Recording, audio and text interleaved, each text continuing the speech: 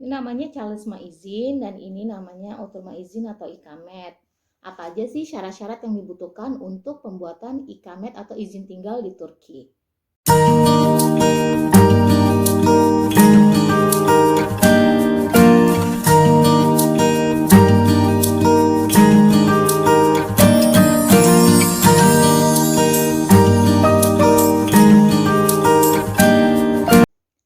Halo, Assalamualaikum teman-teman. Ketemu lagi di Harika_22 channel. Nah, kali ini kita akan bahas apa sih? Tadi kan kita udah tunjukin tuh dua jenis kartu yang saya pegang tadi, yang berwarna biru dan yang berwarna pink nih. Seperti ini contohnya nih.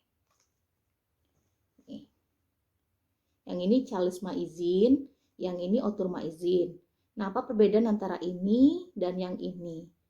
Dan bagaimana cara mengurus ini? Ini saya yang pegang, ini kartu identitas saya, sementara ini punya suami. Nah, di sini saya akan berbagi cerita tentang cara pengurusan izin tinggal yang selama ini prosedurnya udah saya jalanin, udah beberapa kali, dan ini ketiga kalinya saya mendapatkan kartu ini. Nah, dari sekian banyak prosedur yang dijalani di Turki, cara pengurusan izin tinggal ini yang sangat-sangat ibaratnya ya memeras waktu, memeras otak juga, walaupun ibaratnya gimana ya? Ya lumayan sih, lumayan dibilang sulit ya lumayan, namanya kita orang asing, untuk mengurus perizinan supaya kita bisa tinggal di sini dengan lancar gitu tanpa ada kendala apa-apa gitu. Ya kita mau nggak mau terpaksa harus mengurus ini. Nah, oke. Sebelum kita mengajukan pengajuan pembuatan izin tinggal, kita biasanya harus melakukan rendezvous atau appointment atau janji temu dulu di imigrasi. Kita harus buat secara online untuk mendaftarkan diri tanggal berapa supaya bisa datang ke imigrasi untuk pembuatan izin tinggal kita. Jadi kita harus bikin dulu rendezvous-nya, setelah itu, setelah dapat tanggalnya, nah baru deh kita siapkan berkas-berkas yang dibutuhkan untuk pengajuan ikamet itu.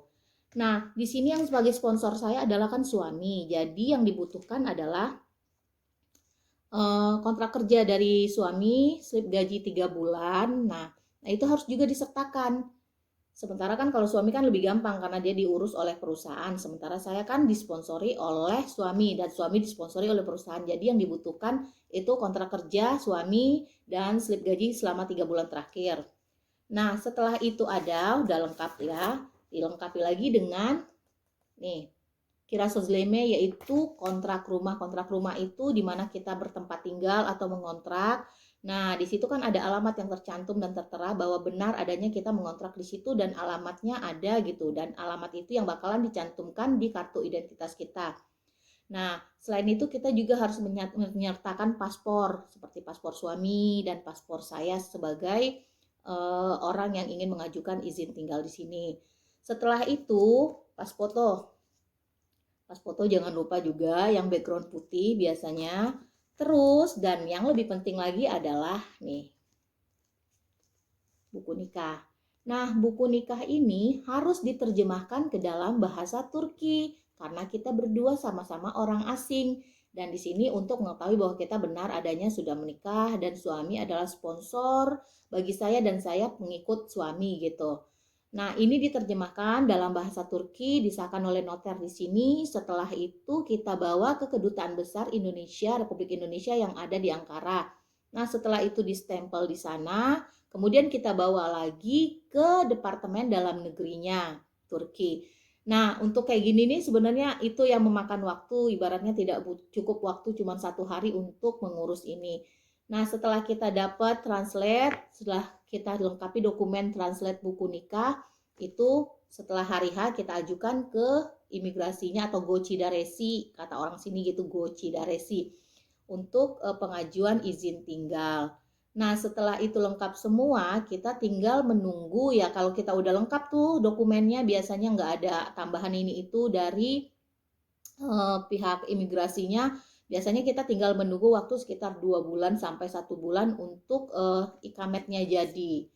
Nah, ini biasanya setiap tahun kita lakukan.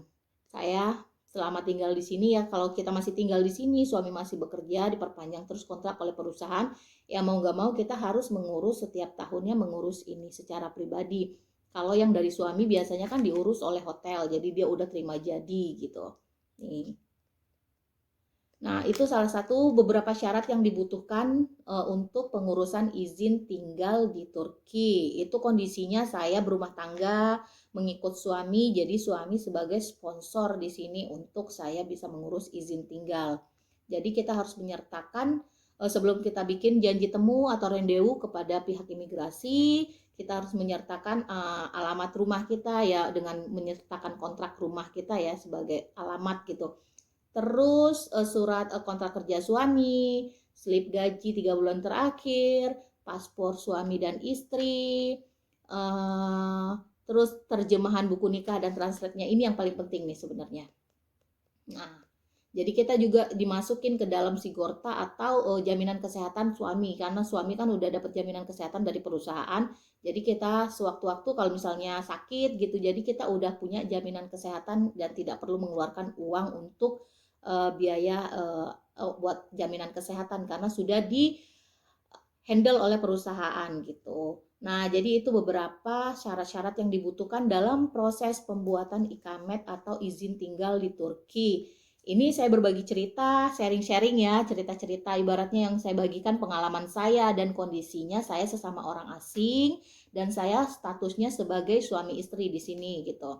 Nah, jadi saya ibaratnya kalau untuk orang Indonesia yang menikah dengan warga negara sini dengan warga negara Turki sendiri, saya nggak tahu persyaratan apa saja yang dibutuhkan untuk pengurusan izin tinggal gitu. Kalau saya kan cukup dengan itu saja biasanya sudah gitu, karena ya orang imigrasi kan juga udah tahu karena data-data suami kita juga sudah terdaftar di sini, jadi kita tinggal melengkapi saja beberapa berkas yang mungkin diperlukan oleh pihak imigrasi gitu. Nah, oke teman-teman, itu mungkin secara garis besar ya persyaratan-persyaratan yang dibutuhkan dalam proses pembuatan izin tinggal di Turki. Nah, itu saya berbagi cerita ibaratnya pengalaman yang saya alami, yang saya harus jalani dalam proses pembuatan izin tinggal di sini. Ya, untuk teman-teman yang mungkin yang pelajar atau yang bekerja ataupun yang suaminya orang sini menikah dengan warga negara Turki sendiri, persyaratannya mungkin agak sedikit berbeda atau bagaimana, saya juga kurang mengerti, kurang begitu paham. Tapi untuk kondisi saya yang mengikut suami, itulah syarat-syarat yang biasanya harus disertakan dalam proses pembuatan izin tinggal. Nah, sekian dulu video kali ini. Terima kasih untuk teman-teman yang sudah nonton video ini. Sampai ketemu di video-video selanjutnya. Assalamualaikum.